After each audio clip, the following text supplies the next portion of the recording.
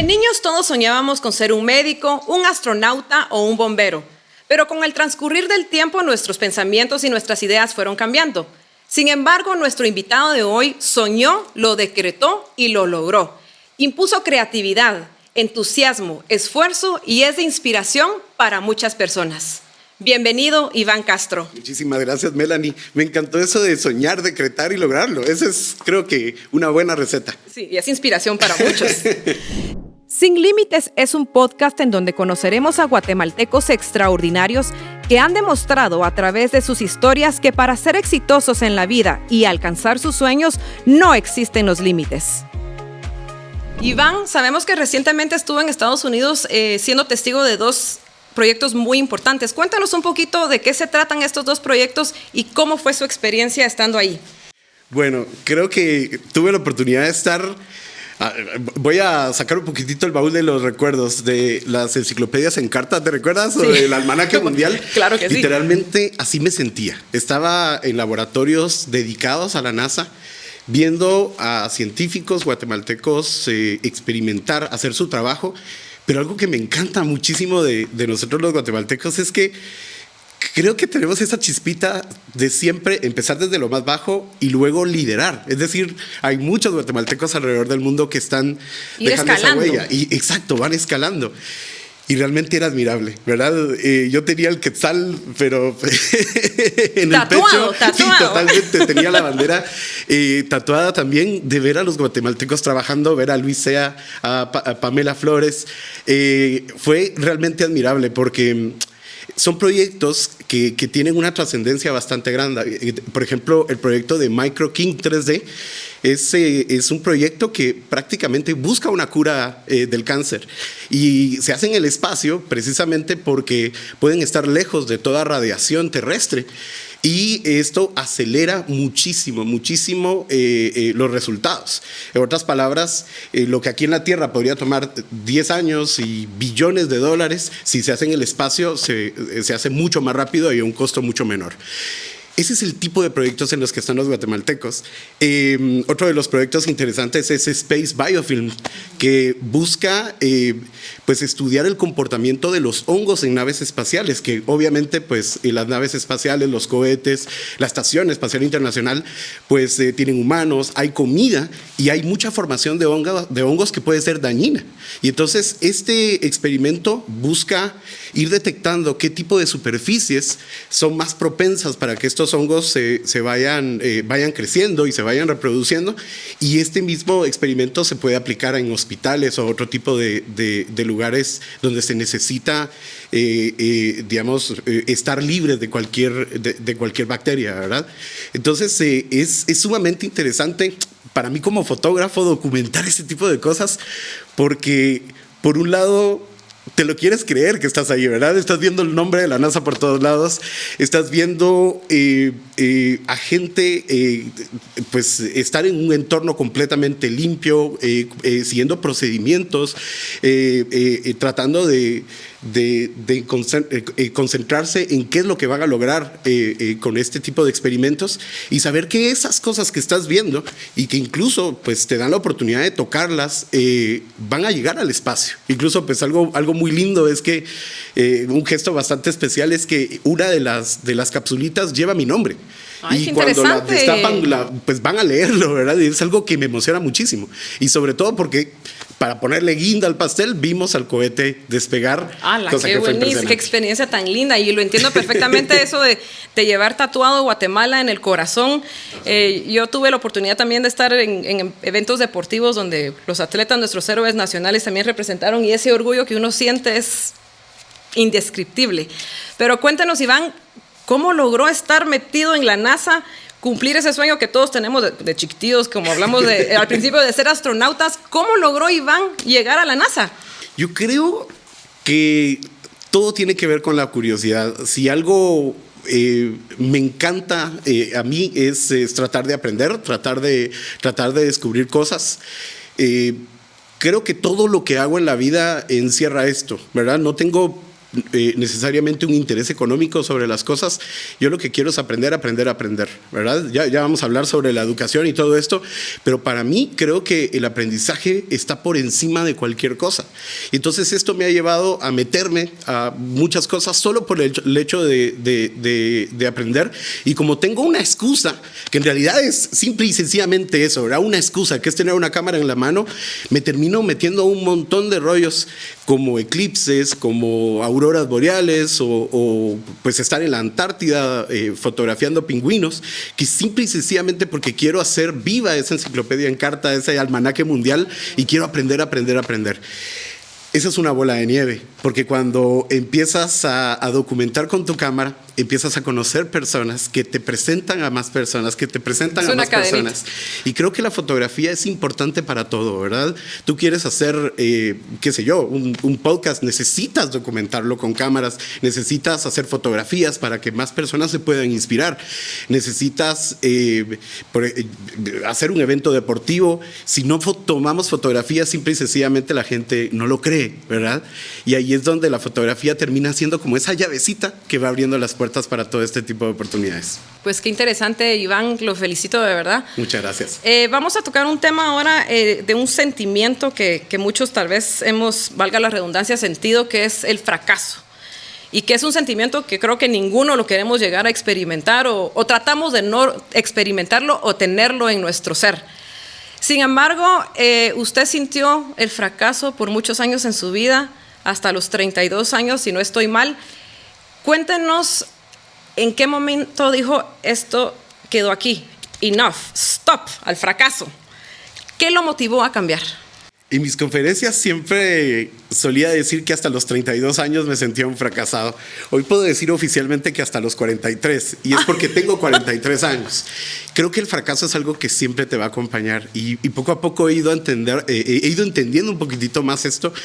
He ido haciéndome la idea de lo bonito y lo mal, digamos, la luz y la oscuridad que puede haber alrededor de este pensamiento, porque obviamente pues es lo que siempre estamos tratando de contrarrestar en nuestras vidas, ¿verdad? Siempre le estamos huyendo a cometer errores. Prácticamente un examen te dice que no puedes cometer errores, porque si lo cometes pierdes el examen, pierdes una materia.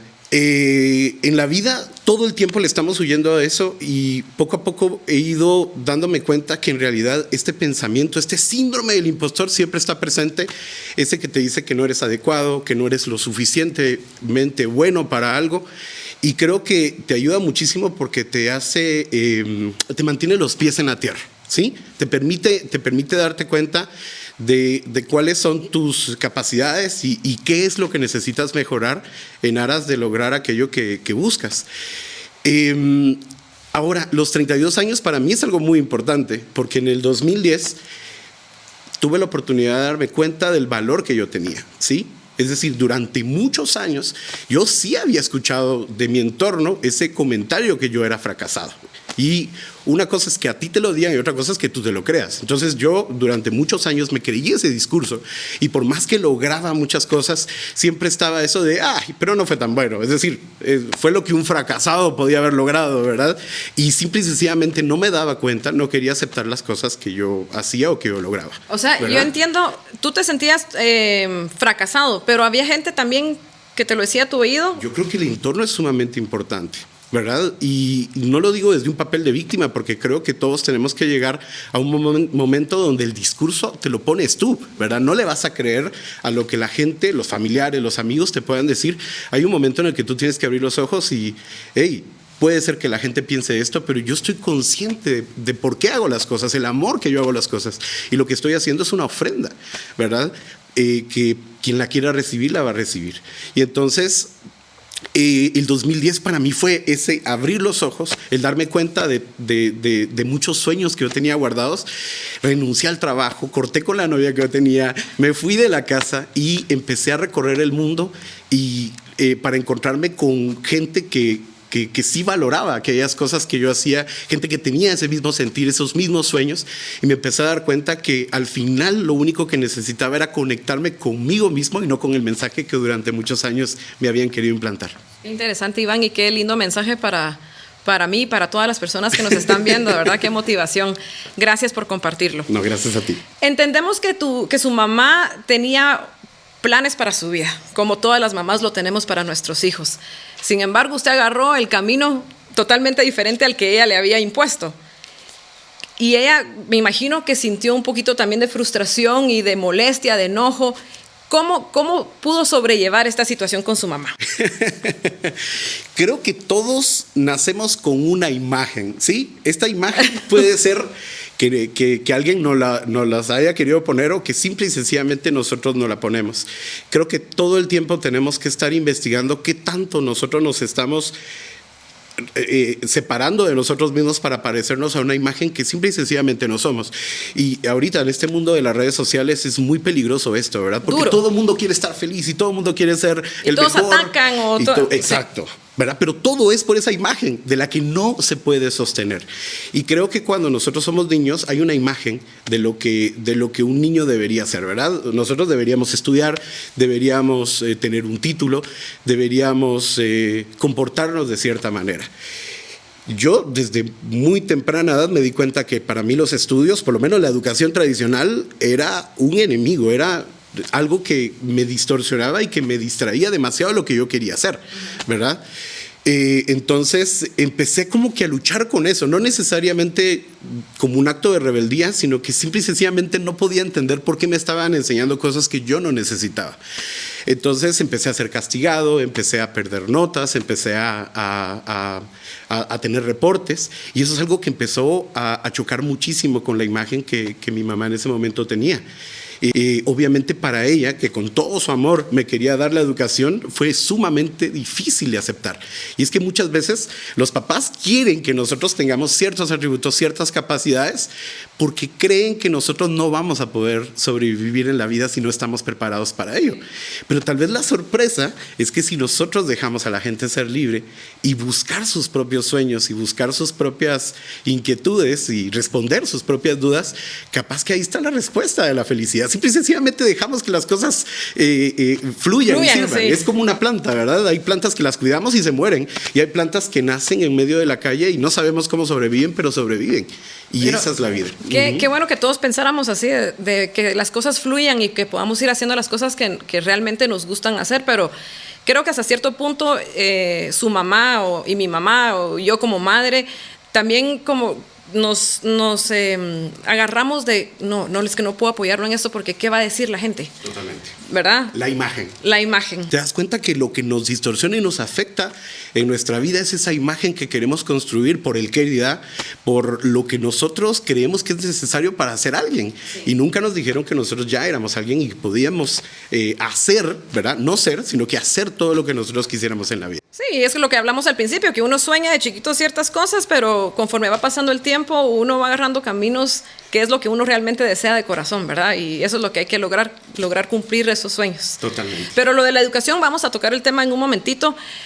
Vamos a regresar al tiempo, así como Back to the Future, pero sé que a los 5 años conoció o vio por primera vez una cámara de video y que su inocencia era tan grande que pensó que era un robot.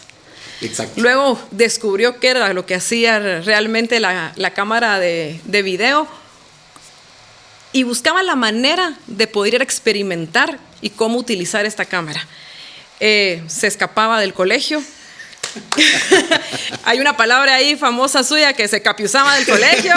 Cuéntenos cómo lo hacía. No nos cuente cómo lo hacía porque van a agarrar ahí ideas. No, por favor, háganlo.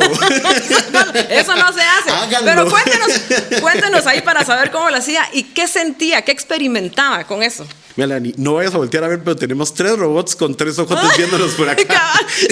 Y es más, esos están más bonitos porque hasta luces tienen, por Dios. Pero bueno.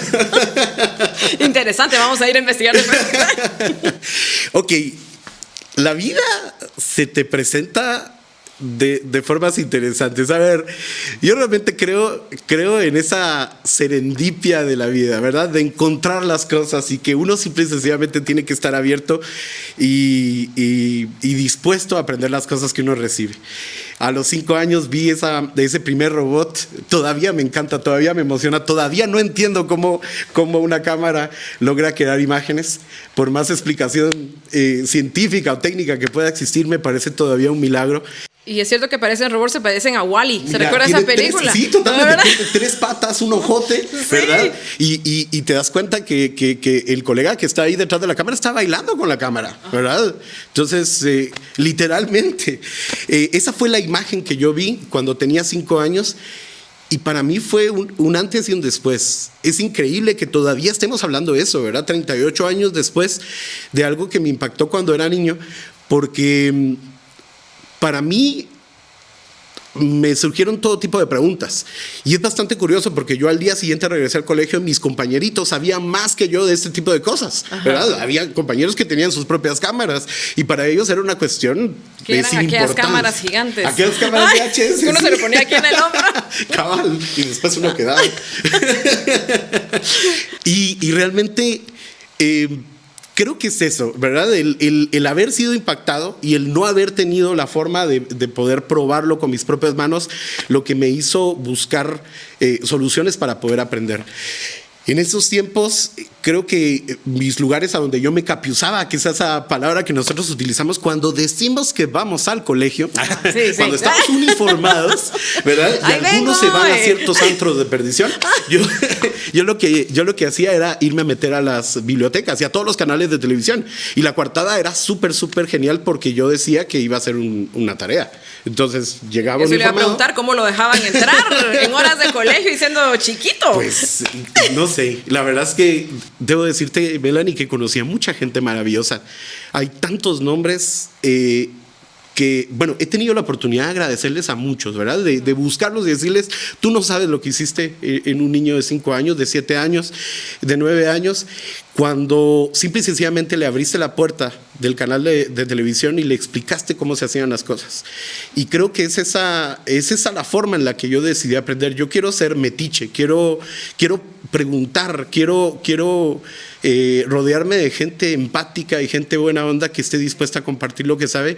Y eso es algo que me emociona muchísimo, ¿verdad? La transmisión de conocimientos y máxime de una persona que lo está haciendo, ¿verdad? Es decir, los chicos que están aquí atrás tienen tantas cosas que enseñarle al mundo que estoy seguro que si alguien se les acercara podría aprender tanto de ellos, ¿verdad? Sí. Impactar una vida. Ay, pues qué interesante, Iván.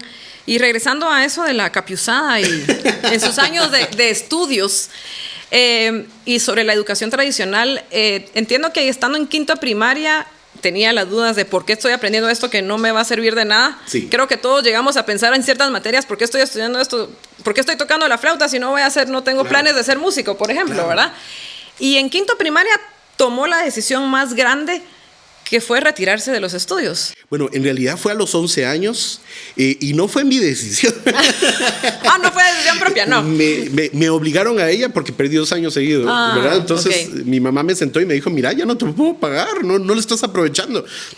Y en ese momento yo le digo la frase célebre, qué bueno que te diste cuenta, porque yo no quiero estudiar. Y entonces me dice, ¿qué vas a hacer? Pues voy a trabajar de televisión. Y empecé a trabajar en una empresa que cubría eventos y me contrataron como jalacables y que literalmente es levantar los cables. Enrollarlos después y todo. Pero fue para mí la gloria, ¿verdad? Yo estaba tocando ya esos robots, ya estaba tocando esas cámaras y esos micrófonos que me emocionaba tanto. ¿Qué cambiaría usted de la educación tradicional? Si le dijeran, Iván, vamos a modificar aquí los estudios en Guatemala o en todo el mundo, ¿qué cambiaría usted? Yo creo que muchísimas cosas. Bueno, en primer lugar, creo que más que enseñarle, ¿verdad? Tratar de llenar la mente de un niño es tratar de preguntarle. Creo que los niños tienen mucho conocimiento y tienen mucha sabiduría que está siendo minimizada, ¿verdad? Porque obviamente solo el maestro es el que tiene la razón y el libro es el que tiene la razón. Considero que el niño ya está preparado para aprender. ¿Por qué razón? Porque cada vez que bota algo, desde que es un bebé, está probando cómo suena eso, ¿verdad? Y si boto esto más grande, ¿será que va a sonar todavía aún más fuerte? Está investigando su entorno, la relación con los propios padres es esa exploración, es ese aprendizaje que ellos tienen. Entonces considero que la educación debería estar más orientada a la investigación, a la experimentación de las cosas, y que cualquier cosa compleja que se quiera aprender debe estar bajo el consentimiento del niño. Es decir, hoy por hoy tú hablas con niños que si quieren ser astronautas, y por qué no ponerles ese tipo de conocimientos para que ellos vayan viendo si realmente eso es posible, que definitivamente lo es, y si realmente es lo que les gusta. Y Exacto. capaz que en el camino se dan cuenta que no era la carrera espacial, que les gustaba la música, ¿verdad? Pero no hay ningún problema. Y tal vez ese es el mayor daño que la educación tradicional. Te puedo asegurar que la mayoría de gente que conozco ha estudiado cosas que no ejercen. Y eso es sumamente muchísimos duro, casos, muchísimos. porque sí están perdiendo el tiempo. Es decir, podrían haber encontrado su pasión antes, y por tratar de querer agradar a una sociedad que lo único que está buscando es un reemplazo fácil, ¿verdad? Porque si yo le enseño a 100 ingenieros a hacer lo mismo, entonces el ingeniero que no me sirva, yo lo reemplazo por otro. Exacto. Y hoy por hoy nos damos cuenta que ya esa época industrial, ese método prusiano ya no es importante. Hoy necesitamos concentrarnos en nuestras habilidades y enfocarnos en nuestros sueños. Exacto, porque si no, un robot te va a reemplazar. Exactamente, y qué curioso, porque usted dejó de estudiar en quinto primaria, claro. Logró cumplir sus sueños de ser fotógrafo famoso, importante, y también da clases, es catedrático en la universidad también. Totalmente. Bueno, es que esa es una cosa, ¿verdad? Una vez dije una frase que me ha quedado grabada. Siempre trato de decirla, que dice: estudia a los que no quieren aprender. Me encanta eso, ¿verdad? Porque una cosa es estudiar y repetir y repetir y repetir y tratar de llenar información que no necesitas, y otra cosa es aprender. Aprender significa cometer errores. Aprender significa estar abierto a que cualquier conocimiento que tú tengas puede ser ampliado, puede ser corregido, ¿verdad? Creo que el que quiera aprender siempre va a estar dispuesto a contradecirse. Y eso es lo que necesitamos en esta vida. Y entonces yo podría haber simple y sencillamente rechazado la educación y volverme un crítico de ella, o podría haber hecho otra cosa, que es enseñar y compartir con los demás cosas que tengan pasión, ¿verdad? Y a mí me gusta mucho más eso. Cuando estoy con alguien y le estoy enseñando fotografía o animación 3D, siempre le hago la pregunta: ¿qué se siente aprender algo por primera vez que tú quieres? ¿Verdad? Porque no estás estudiando aquí por obligación, estás estudiando decisión, porque realmente tú decidiste, porque te gusta. Entonces, allí es donde nos podemos abrir mucho más a aprender, a entender que no se necesita saberlo todo, sino que solo con saber una base tú puedes ir desarrollando, y quién quita ir creando tu propio camino y tu propio método para seguir aprendiendo. Eso es algo que me encanta, y creo que esa luz que se enciende cuando logras inyectar la pasión es algo que tiene mucho poder. Pues lo admiro mucho, Iván, de verdad, felicitaciones, porque se le mira la pasión, como dice usted, se le mira la pasión con la que hace las cosas, así que muchas felicitaciones. Por ahí escuchamos que ha desarrollado proyectos innovadores y disruptivos, como darle clases a las personas no videntes. ¿Cómo logra eso? Porque es tan interesante. ¿Cómo logra eso? ¿Y cuál es su experiencia al convivir con estas personas que carecen de la visión? Ese 2010 que me cambió la vida fue abrirme a la posibilidad de cumplir uno de los sueños más grandes que tenía, que no es la fotografía. ¿Ah, no? No, para mí mi sueño más grande es viajar, es conocer el mundo. Conocer el mundo, y todo es a causa de una colección de monedas que tuve desde los 9 años. Por eso lo dijo al principio, lo decretó desde pequeñito. Totalmente. Lo logró. Pero es que en serio, si le preguntaras a cada persona qué era lo que querían de niños, capaz que ahí está la respuesta de su felicidad. Yo he llegado a comprobar que la felicidad tiene que ver con lo que nosotros soñamos, y esa es la parte más auténtica que tú tienes. Es realmente linda. Pero entonces, cuando empecé a viajar por diferentes países, me di cuenta que los problemas existen en todos lados, ¿verdad? Simple y sencillamente son diferentes problemas, ¿verdad? Nosotros aquí podríamos tener problemas de nutrición y problemas de desarrollo, pero en otros países tienen otro tipo de problemas, y no por ello son más o menos importantes. Entonces me empecé a dar cuenta que en realidad a mí lo que me gustaba era conocer historias, conocer personas, la transmisión de conocimientos. Y Y se nos ocurrió con unos amigos, esto fue en Paraná, en Argentina, la posibilidad de empezar a hacer educación, pero que dejara huella. Entonces, ahí, las primeras clases raras o disruptivas que nosotros empezamos a dar fue en cárceles de máxima seguridad. Ay, qué interesante. Y entonces empezamos a enseñar fotografía. Y imagínate lo que significa para una persona que no conoce la libertad, que de repente le des una cámara y dice, por fin puedo decir lo que pienso, por fin puedo contar historias. Y tengo muchos poemas de presos que me escribieron que para ellos la fotografía significaba libertad, y es algo lindísimo. Luego empezamos a dar clases en comunidades indígenas. Tuve la oportunidad de estar en Amazonas o en el Chaco, que queda en el norte de Argentina. También en Guatemala hemos hecho clases en muchas comunidades indígenas, y eso tiene un sabor como mucho más bonito, ¿verdad? Porque no se trata solo de ir y enseñarle a gente que tiene, mira mi camarota, mira mi flash. No. Aprendamos a tomar fotografías con los celulares, aprendamos a contar nuestras historias, porque todos somos testigos de algo y fotógrafos somos todos. Y de esa cuenta salió la posibilidad de poderle enseñar también a los ciegos, que eso es algo bastante interesante, porque ¿cómo le enseñas algo donde se necesita ver a un ciego? Pues es muy fácil, ellos tienen todos los demás sentidos perfectamente y mejor acondicionados que uno, y entonces les enseñamos a tocar la cámara, les enseñamos a escuchar la cámara, a sentir la fotografía, a conectarse, porque a la larga el trasfondo importante de enseñarle a un ciego fotografía es que ellos aprendan a interactuar con el entorno. Entonces ellos aprenden a detectar las fuentes de luz, aprenden a hablarle a las personas y a romper el hielo utilizando una cámara fotográfica. Pero tal vez la parte más bonita de los fotógrafos ciegos, que ojo, aquí en Guatemala hay un fotógrafo ciego. Ah, no sabía, qué interesante. Que sería bueno que lo entrevistara. Sí, eso sería muy interesante. Totalmente. Apuntado. Y lo lindo es cuando la fotografía ya está impresa y tú pones al fotógrafo a la par y toda la gente se le acerca, le toma la mano y le empieza a decir al fotógrafo qué es lo que ve. Y le dice, mira, te quiero contar que veo un atardecer hermoso y veo un árbol que tiene muchas hojas. Está y frondoso. Veo sombra. Ay, qué bonito. Y el fotógrafo se pone a llorar porque está escuchando o está viendo la fotografía gracias a la percepción de diferentes personas, y eso es algo muy lindo. Ay, qué interesante, Iván, que la verdad que admirable, porque ha de ser un trabajo así como de pasitos y pasitos y pasitos y pasitos, y lograr dar ese gran paso para que una persona con esta deshabilidad pueda lograr algo tan grandioso, es de admirar. Yo creo que lo más difícil es enseñarle fotografía a un vidente, a una persona que mira. Sí, porque quiere captar todo. Sí, es más, yo siempre hago la comparación. La fotografía análoga era mucho más fácil de aprender porque no tenía la pantalla. Entonces te obligaba a prepararte, te obligaba a tomar métricas de la situación. Hoy por hoy todo el mundo juzga la fotografía por la pantalla y cometen un montón de errores.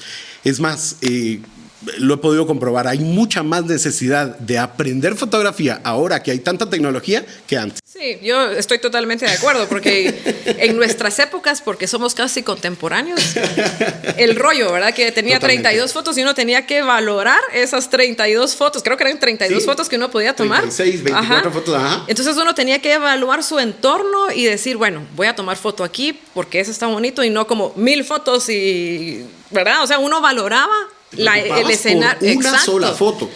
Y creo que los recuerdos quedaban mejor plasmados en esas fotografías. Totalmente. Había viajes completos que solo un rollo te gastabas y no había necesidad de más. Y algo curioso es que las mismas técnicas fotográficas estaban impresos en el interior de las cajas de los rollos, ¿verdad? Hoy por hoy, en serio, por más YouTube que haya, la gente creo que necesita aprender fotografía, porque la fotografía digital necesita una estructura que no es tan fácil. Tiene toda la razón. Es cierto. Siguiente pregunta, Iván. Bueno, ya me la contestó, pero para pulirle un poquito, ¿se miraba como está hoy hace 20 años? Wow. Mira, esta es una pregunta profunda, porque en realidad creo que sí estoy viviendo un guión que me marqué, ¿sí? Me encanta esa frase de Steve Jobs que prácticamente tu vida es la combinación de un montón de puntos que cuando miras al pasado, creo que sí. hay mucho trasfondo de las cosas, de por qué las hago, ¿verdad? Por qué viajo, por qué me gusta la fotografía, por qué de repente me gusta conocer personas. También el tema de las ciudades abandonadas. Tal vez una de las cosas que no mencionamos es que cuando yo dejé de estudiar, pues me sacaron de la casa, ¿verdad? Entonces, por un momento yo sé lo que se siente estar sin un hogar, y hoy por hoy, cuando estoy en una ciudad abandonada, ese flashback está sumamente presente, ¿verdad? Y en realidad es como muy interesante darse cuenta de que todo lo que tú haces tiene que ver con eso que estás buscando, ¿verdad? Que es tratar de darle una respuesta a todo lo que tú has vivido, ¿verdad? Hay un dicho que dice que no hay luz sin sombra, ¿verdad? Uh-huh. Estoy totalmente de acuerdo con ello. Y a mí me encanta, de repente, ya en un plano abierto, un plano tranquilo, sin buscar culpables, tratar de ir encontrando la sombra en todo esto que hago. Y mucho de lo que estoy haciendo corresponde precisamente a esas preguntas que yo tenía de niño, a esos sueños, y me encanta darme cuenta. Digamos, hay lugares que surgieron porque los leí, porque los investigué, porque vi el almanaque mundial, y de repente darme cuenta que estoy acá. Es decir, este bosque yo ya lo había visto, este fenómeno ya lo había visto, ya había leído sobre esto y estoy acá. Y ese momento para mí me produce mucho agradecimiento, ¿verdad?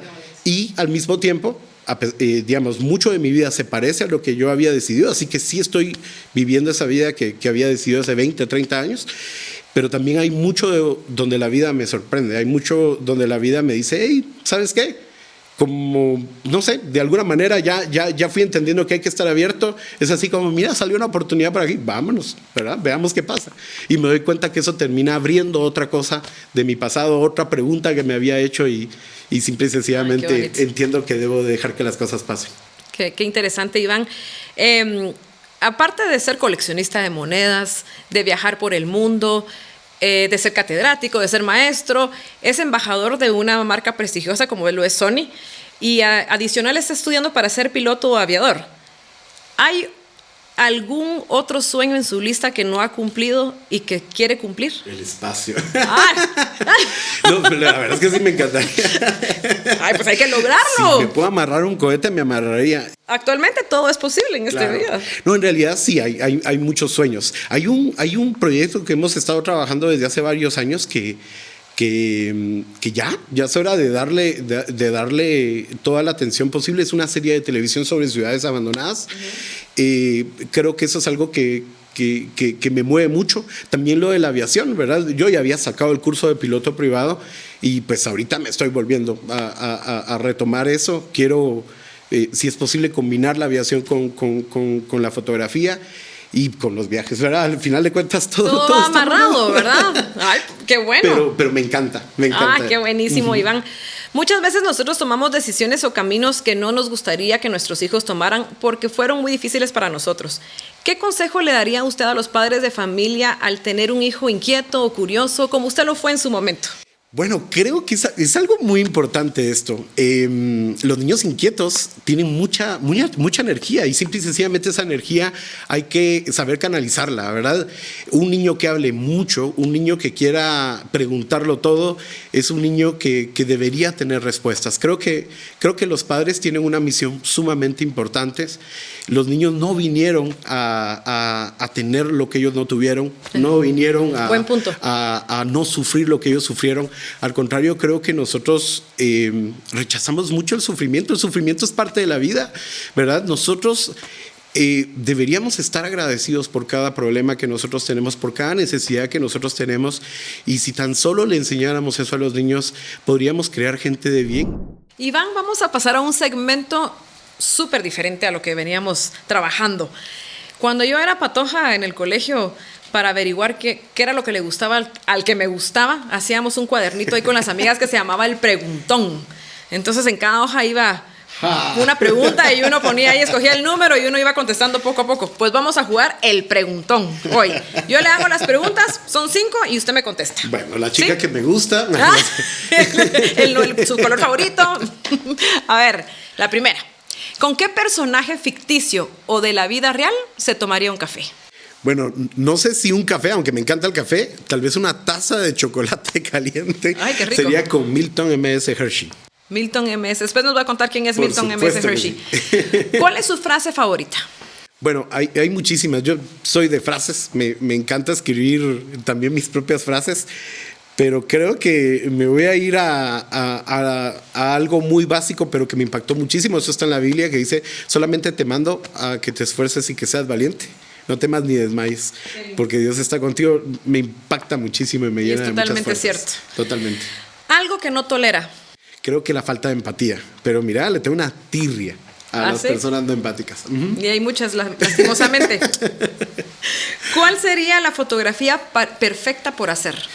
Bueno, esto es algo muy triste, ¿verdad? Mi fotografía favorita fue la que no pude hacer. Nosotros teníamos todo medido, habíamos hecho estudios sobre la trayectoria de la luna, nos habíamos puesto en el lugar adecuado, con el lente adecuado, a la hora adecuada, y estábamos enfocando hacia el cráter del volcán Pacaya. Yo quería poner la luna como una hostia sobre el cráter, sin saber que ya cuando estaba todo listo y la luna se estaba acercando, de repente el volcán Pacaya iba a hacer una erupción de lava rojísima impresionante, y yo me quedé tan impresionado por lo que estaba viendo con mis propios ojos que no pude tomar la foto, ¿verdad? Pero eso es una señal de la vida que le viene aún mejor otro escenario para tomar la fotografía, un escenario seguro, mejor. De seguro, pero ¿sabes qué es lo más chistoso? Le acabo de ver a una persona, y no sé el nombre, pero mis respetos, le acabo de ver una fotografía muy, muy similar a una persona también con el volcán en Pacaya, así que me quitaste mi foto favorita, pero la verdad es que qué nivel. Ay, qué bueno, qué bueno. ¿Qué palabra define a Iván Castro? Yo creo que soy terco, necio, creo que es lo que más me define. Sí soy una persona muy insistente con las cosas que me gustan, con las cosas que quiero. Persistente le podrían llamar ahí para ponerlo más bonito, pero creo que eso es lo que me define. Y por último, después de haber conocido a profundidad sus logros y su vida, ¿cuáles son las 3 enseñanzas que le quedan? Ay, Dios, las 3 enseñanzas. Yo creo que para mí es muy, muy importante eliminar la pregunta en todo. Eso es algo que me ha ayudado muchísimo, ¿verdad? Siempre que quiero hacer algo, que tengo un sueño, siempre va a haber alguien que me va a preguntar por qué. Y mi respuesta más honesta es decirle: no lo sé, mira, no sé de dónde voy a sacar el dinero, no sé por qué lo estoy haciendo, no sé qué voy a obtener al final de cuentas. Y que muchas veces es como que el parámetro para poder definir si estás siendo exitoso en algo, ¿verdad? Te fue rentable, lograste más likes, no sé, lograste más puertas abiertas. Yo trato de no preguntarme ese tipo de cosas, porque me he dado cuenta que lo que estoy es tratando de buscar respuestas a muchas cosas en mi vida. Entonces, simple y sencillamente dejo que las cosas pasen. Esa sería la primera enseñanza. Y algo lindísimo es que, así como el 2010 fue un año que me cambió y me transformó muchísimo, también lo fue el 2014, que tuve la oportunidad de regalar todas las cosas que tenía, y que para mí fue también darme cuenta que podía enfocarme en mis sueños. Pero el 2021 fue un año para mí muy valioso, porque pude abrir los ojos a muchas cosas que me habían pasado en la vida, de las cuales siempre tenía como esa interrogante. No sé si el resentimiento o simple y sencillamente el dolor, pero había muchas cositas en mi vida que de repente estaban como que ocupando mucho espacio, y entonces me atreví a ver hacia adentro, me atreví a hacer una introspección, darme cuenta que existe el bien y el mal. Eso creo que es algo que todos deberíamos pasar, todos deberíamos abrir esa caja de Pandora por un momento, y poco a poco vamos encontrando esas respuestas a todo lo que somos y todo lo que nos pasa. Y bueno, la tercera enseñanza, creo que es importante estar agradecidos. Ser agradecido tiene que ver con la felicidad, tiene que ver con reconocer que no todo vino de ti, que hubo muchas personas que te ayudaron, que hubo un montón de puertas que se abrieron. Entonces considero que eso es lo que más más me queda, ¿verdad? El estar tomándome un momentito para decir, ¿saben qué? Esto no hubiese sido posible si esta persona no me hubiera ayudado. Esto no hubiese sido posible si este conocimiento no hubiera venido, si esta puerta no se hubiera abierto. Eso me ayuda muchísimo a tratar de absorber todo esto bueno que también pasa a veces. Ay, qué bueno. Muchísimas gracias, Iván, por haber respondido a nuestro llamado, por estar aquí hoy. Y antes de terminar, para las personas que están interesadas en aprender de Iván Castro o de vivir una experiencia diferente, ¿qué nos ofrece Iván en este momento? Bueno, nosotros tenemos nuestra escuela que se llama Mochila, así que invitadísimos a los cursos, pero algo que nos tiene muy, muy emocionados son los tours que nosotros organizamos. En algún momento me di cuenta que era mucho mejor viajar acompañado que solito y sobre todo cuando tienes la oportunidad de abrir los ojos a tanta belleza, ¿verdad? Llevar a las personas a ver auroras boreales, a encontrarse con animales impresionantes y paisajes preciosos. Entonces este año tenemos 2 tours. Tenemos uno a Islandia en Semana Santa. Vamos a recorrer este país. Yo por lo general lo he recorrido en full invierno. De por sí, en el último tour tuvimos unas tormentas fascinantes. Qué interesante. Qué miedo, pero qué interesante. Qué miedo, pero qué interesante. Y en realidad era así, ¿verdad? Poco a poco me he dado cuenta que también el tipo de personas que viajan conmigo sí tienen esa expectativa que sea un poquitito dura la cosa, ¿verdad? Valientes. Ya cuando hay una tormenta todo el mundo se está llevando selfies. Van friolentos, van personas así súper temerosas, pero ya cuando están ahí les sale ese espíritu aventurero, es una cosa fantástica. Entonces tener la oportunidad de estar rodeado de fenómenos como las auroras boreales, de paisajes tan lindos, realmente es algo que llena. Este tour es en Semana Santa y luego a fin de año tenemos un tour en Laponia, la región de Laponia, que es la parte norte de países como Noruega, Suecia, Finlandia y Rusia. Vamos a hacer los 4 países en una parte donde es increíble porque, número 1, no hay fronteras como tal, ¿verdad? Están las divisiones de los países, pero no hay fronteras. Y las distancias son sumamente cortas. Entonces vamos a estar frente a cascadas, lagos congelados, renos, osos. Vamos a estar en la mejor época del año para poder ver auroras boreales. Y algo muy, muy especial es que vamos a conocer la Vía de Santa Claus. Hace muchos años tuve la oportunidad de hacer un tour, una travesía, pero esto fue a nivel personal, porque conocí a una señora que todavía creía en Santa Claus, ¿verdad? ¿Yo? ¿Verdad? Sí. Y amo a Santa Claus. Déjenme decirles, queridos adultos, que Santa Claus existe. Nosotros lo encontramos y lo encontramos en Rovaniemi, Finlandia. Entonces vamos a ir a la Vía de Santa Claus, vamos a ir a conocer al Santa Claus real y eso es algo muy lindo de este tour que viene. ¿Quién quita que me apunte yo? Por favor, más que bienvenido. Y para más información, Iván, en Mochila. Pueden entrar a ivancastroguatemala.com y ahí está la información de los cursos, está la información de los viajes. Perfecto, también. Muchísimas gracias. Agradecemos de verdad el habernos permitido conocerlo más a fondo, ese ser maravilloso que es. Muchas gracias. Y recuerden, no limites tus retos, al contrario, reta tus límites. Los invitamos a que nos dejen sus preguntas, sus comentarios para que nosotros los podamos leer y los respondemos en nuestro próximo episodio. Muchas gracias por habernos visto. Soy Melanie Calderón. Les deseo un feliz día.